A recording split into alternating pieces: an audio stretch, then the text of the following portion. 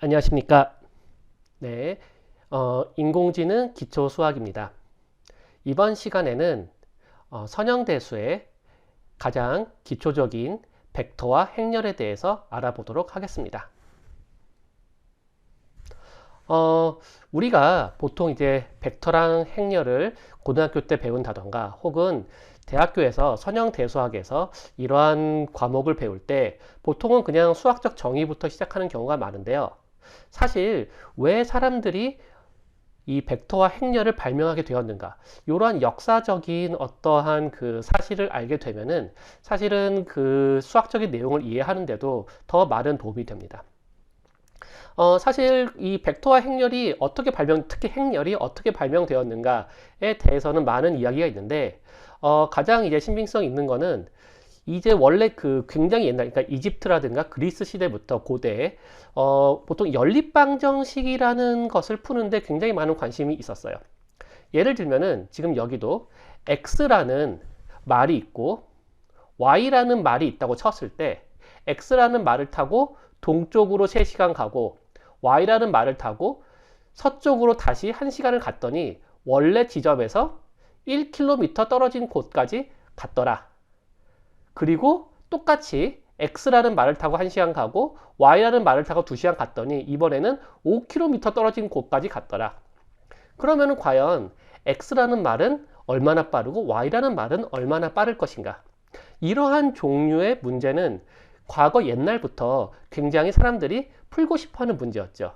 그래서 이거를 요새의 어떤 수학적 기호로 나타내게 되면은 이런 식으로 우리가 표현할 수가 있는 거죠. 3x-y는 1, 그리고 2x 더하기 y는 5.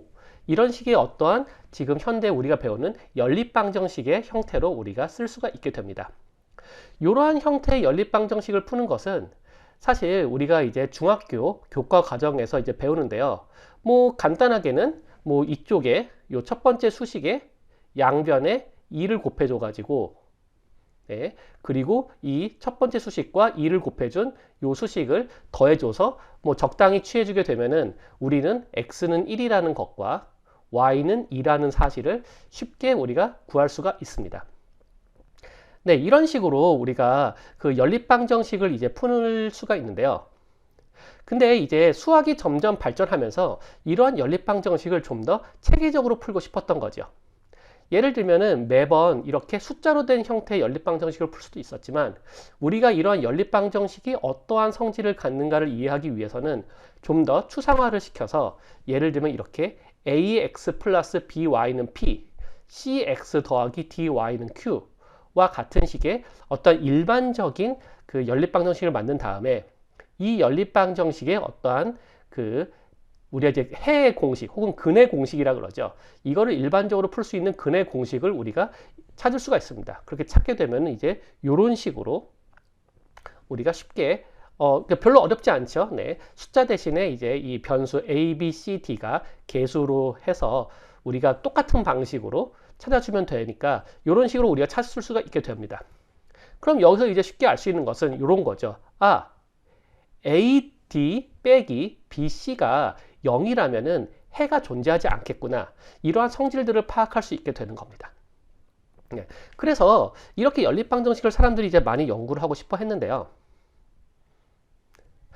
근데 이제 문제는 이거죠. 네. 우리가 미지수가 2개인 연립방정식은 이제 쉽게 풀 수 있습니다.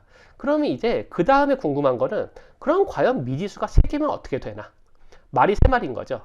x라는 말, y라는 말 하나, z라는 말 하나. 그래서 걔네를 타고 동쪽으로 3시간, 서쪽으로 1시간, 그 다음에 z라는 말을 타고 다시 동쪽으로 2시간을 갔더니 네, 우리가 뭐 1km를 갔더라. 뭐 이런 식으로 우리가 문제를 풀기 위해서는 변수가 3개인 것도 궁금한 겁니다.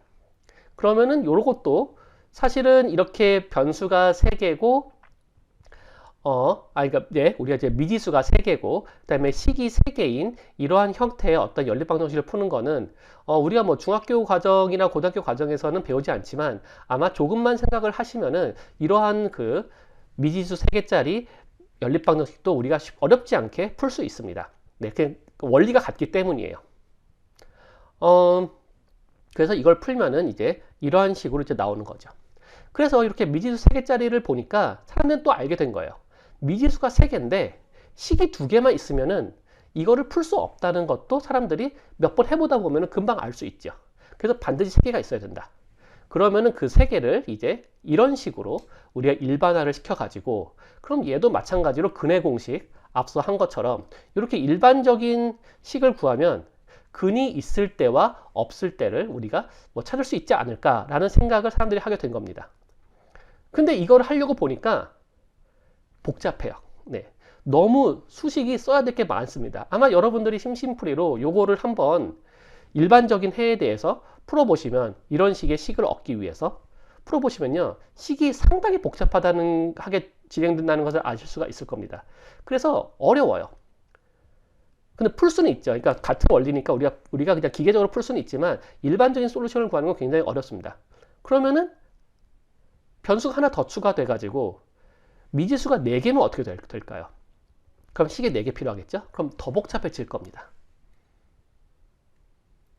그래서 사람들이 점점 이렇게 복잡하게 되니까 이 수학자들이 이거를 표기하는데 너무 오랜 시간이 걸리고 이거를 손으로 쓰는데 너무 힘든 거예요. 그래서 수학적 표기가 안 되는 겁니다. 그래서 사람들이 생각하다 보니까 일종의 규칙을 발견하게 되었습니다. 예를 들면은 원래 우리가 요거 이제 미지수 2개짜리 연립방정식을 보게 되면은 똑같이 여기 x가 있고요. 똑같이 여기 y가 있고, 사실 요 x랑 y는 우리가 미지수니까 사실 진짜로 중요한 정보는 요 x의 개수들, 사실 이쪽은 3과 1이고요. 그 다음에 y의 개수, 마이너스 1과 2, 그리고 그거의 결과인 1과 5. 사실 얘네들이 중요하다는 것을 알게 돼야죠. 그래서 얘네만 따로 떼서 우리가 한번 표기를 해보자. x, y 계속 쓰지 말고. 그렇게 표기를 하니까 우리가 이런 식으로 쓸 수가 있는 거죠.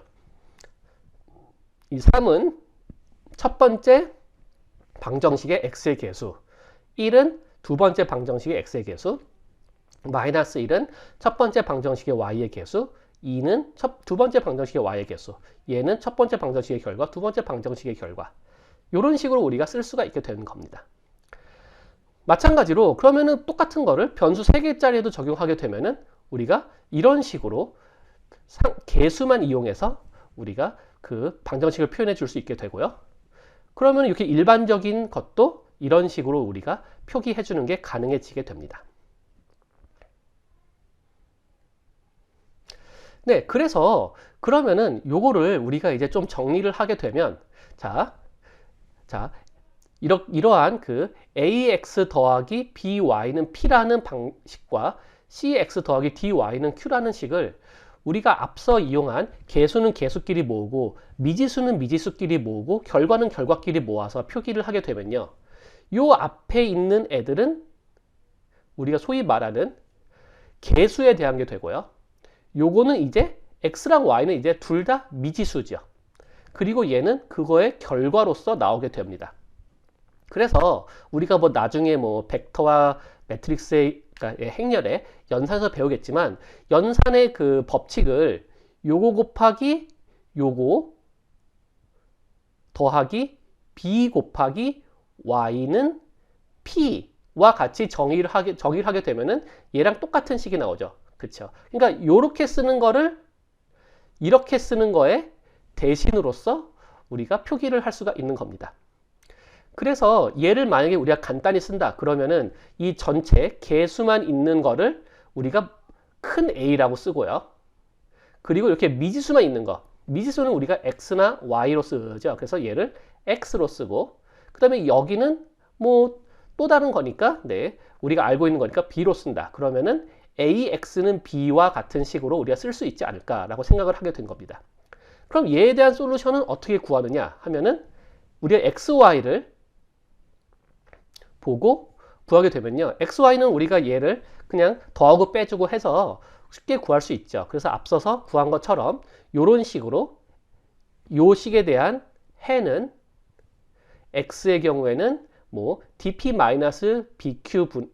나누기 ad-bc다 이렇게 쓸 수도 쓰고, Y는 이제 마이너스 CP 더하기 AQ 나누기 AD 마이너스 BC다. 요게 이제 앞서 우리가 식을 더하고 빼서 해서 나온 결론이죠. 그러면 얘를 가지고 우리가 약간만 수학적으로 변형을 시키면 이런 식으로 우리가 수식을 쓸 수가 있습니다. 그러니까 요거는 원래 앞서 있던 요 B라는 애가 그대로 온 거고요. 그 다음에 이제 요 부분이 이제 새로 붙는 부분인데 이 부분을 우리가 뭘로 쓸까 하다가 그냥 표기, 그러니까 이 표기가 다 의미가 있는데요. 지금 당장은 그냥 이런 표기를 쓴다라고만 생각하시면 돼요. 그래서 이거를 우리가 A의 마이너스 1이다 라고 우리가 써보자 라고 한다고 해보면은 X는 A 마이너스 1 곱하기 B와 같은 식으로 우리가 표기를 할 수 있게 되는 거죠. 그러니까 우리가 이렇게 식을 하나하나 다 쓰는 것 대신에 이렇게 간단하게 수식을 표현할 수 있게 됩니다. 방정식을요. 그러면은 이 변수 3개짜리는 어떻게 되느냐? 얘도 마찬가지죠. 네, 그래서 얘도 개수만 모은 거를 우리가 큰 A, 그 다음에 미지수만 모은 거, 여기가 X가 아니라 Z가 되어야겠네요. 네, 미지수만 모은 거를 우리가 또 다른 X, 그 다음에 여기 결과들을 B라고 쓰면은 AX는 B다. 그러면은 여기는 미지수가 2개, 방정식 2개짜리였고 여기는 미지수 3개, 방정식 3개짜리였지만 사실 AX는 B라는 식으로 미지수의 개수에 상관없이 우리가 같은 형식으로 식을 써줄 수 있게 됩니다. 그러면은 얘에 대한 솔루션도 비슷하게 X는 A-1B라고 똑같이 써줄 수가 있는 거죠. 결국 우리가 이렇게 수학적 어떠한 그 쓰는 방식을 기호 같은 걸 바꾸게 되면요. 우리가 복잡하게 써야 될 것들을 우리가 간단하게 쓰고 좀 더 통일성 있게 쓸 수 있게 됩니다. 그래서 얘를 보면은 나중에도 이제 제가 이것의 의미들을 좀 더 자세히 말씀드리겠지만 사실은 제일 간단한 수식은 AX는 B예요. 그쵸? 요거는 그러니까 가장 간단한 1차 방정식이죠. 그러면은 요거는 AX는 B로 쓰고 이거에 대한 솔루션은 사실 다 아시겠지만 B분의 A입니다. 그쵸? B분의 A로 쓸 수 있어요. 근데 이걸 다시 쓰면은 A분의 1은 1분의 A는 A의 마이너스 1승이니까 이렇게 쓸 수가 있는 거죠. 그리고 요게 성립할 조건은 A가 0이라면 안 되고 A가 0이 아니어야 돼야죠. 그래서 이렇게 우리가 쉽게 쓸 수 있고요. 그럼 앞가에 우리가 그 행렬과 벡터의 표기를 빌린다면은 이러한 것은 AX는 B라고 1차 연립 방정식, 1차 방정식과 그냥 일반 방정식과 굉장히 유사한 형태로 쓸 수 있고요. 또한 솔루션 또한 X는 A의 마이너스 1 곱하기 B라고 위에와 굉장히 유사하게 쓸 수 있습니다. 그러면은 얘는 언제 이렇게 마이너스 1을 할 수 있느냐? 똑같이 우리가 이제 나중에 얘는 이제 행렬식으로 정의되는 텀인데요. 이 행렬식이라는 게 0이 아니면 우리는 이 A의 마이너스 1, 소위 말하는 역행렬을 구할 수 있다라는 겁니다. 그래서 미지수가 2개일 때도 우리가 똑같이 쓸 수 있고 3개일 때도 똑같이 쓸 수가 있습니다.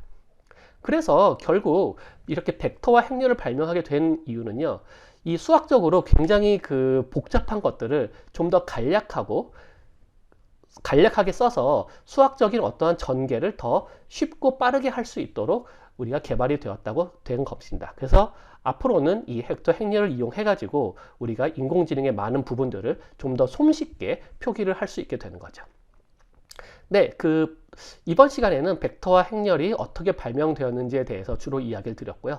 이제 다음 시간에는 이제 본격적으로 이제 이 벡터 행렬에 대해서 공부해 보도록 하겠습니다.